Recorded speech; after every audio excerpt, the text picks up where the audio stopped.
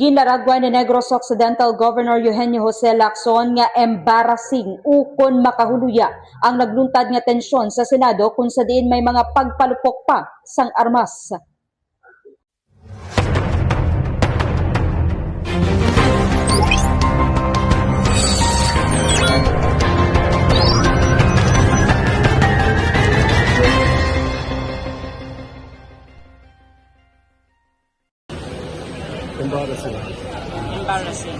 Ini ang reaksyon ni Governor Eugenio Jose Lacson kasunod sang nagluntad nga tensyon sa Senado kung sa diin mayara pa sang pagpinalupok sang armas.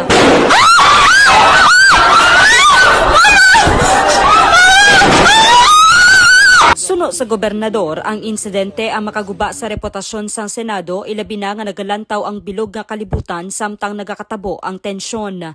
Nagalaom man ini nga makabangon kagliwat makafunction ang mataas nga panalgan sang Kongreso sa idalom sang bag-o nga liderato karon nga na-transmit na ang articles of impeachment bato kay Vice President Sara Duterte.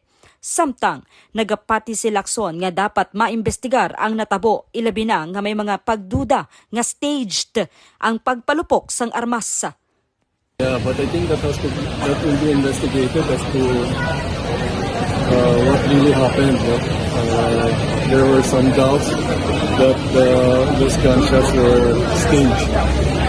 So, but anyway, it wasn't good. What happened wasn't good. It destroys the reputation of the Senate. I hope that we can recover from it.